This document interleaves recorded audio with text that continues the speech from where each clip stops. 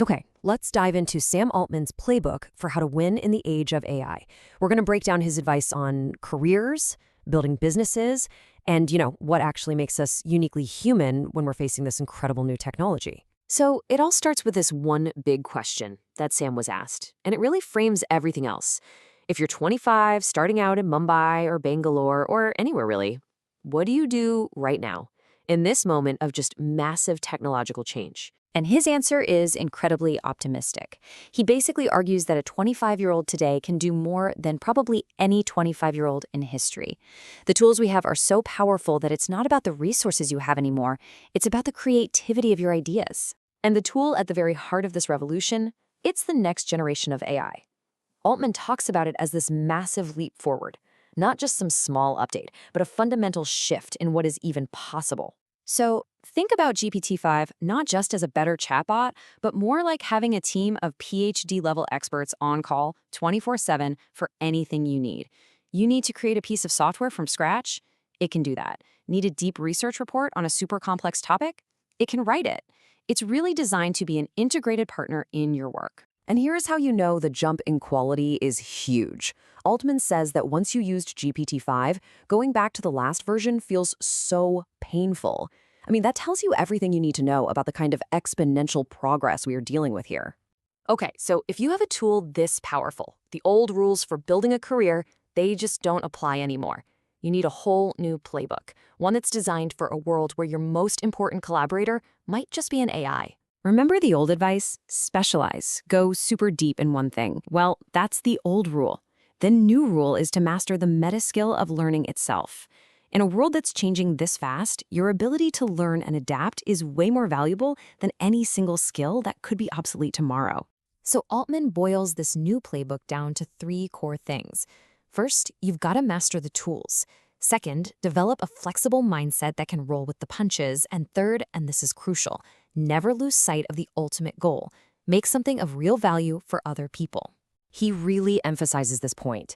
Think about it. A decade ago, learning to code was the essential, high-leverage skill. Today, AI fluency is that non-negotiable hard skill. The gap between people who are AI native and those who aren't, it's going to be huge. Now, for those of you who are looking to build a company, this new landscape is both a massive opportunity and a really critical trap that a lot of people are going to fall into. And this is the danger he warns about. It's called the thin wrapper. Think back to the early days of the App Store, right? People made a ton of money on simple flashlight apps until Apple just built that feature right into the iPhone's operating system, and poof, those businesses vanished overnight. That's the trap. The goal, instead, is to be like Uber. Uber was enabled by the iPhone, for sure, but it was this complex, defensible business with a deep customer relationship that Apple couldn't just copy. You have to use AI as a foundational layer to build something that creates unique value and a direct, durable relationship with your users. So this all leads to the big question, right? If AI is getting so incredibly capable, what's left for us to do? What is our unique human edge in a world of superintelligence? Altman explains this with a great example from mathematics. A few years back, AI could solve problems that took an expert human a few minutes. Today, he says, it can solve problems that take about an hour and a half. But to prove a truly new, important mathematical theorem, that can take 1,000 hours of sustained, deep thought. Humans are still way, way better at that kind of long-term, complex problem solving. But beyond just pure intelligence, our greatest advantage might be, well, our humanity. Altman points out something that's very deep in our wiring. We are fundamentally interested in other people. An AI podcast host might be smarter, but it's unlikely to be more popular than a human because we connect with that person's story, our shared experience. So this means our real value lies in the areas AI just can't easily touch: long horizon thinking, originality, and just authentic human connection. He even suggests that in a world of AI-driven abundance, building families and strong communities might become one of our most important sources of meaning. And all of this builds to a much bigger picture. A technology this powerful is going to reshape society on a fundamental level. And Altman is the first one to admit that nobody truly has all the answers. So the first massive open question is economic. If AI generates this truly immense wealth, how do we handle it? Does it push us towards more social support systems or something else entirely. Different countries are probably going to run very different experiments on this. The second question pretty much flips basic economics on its head.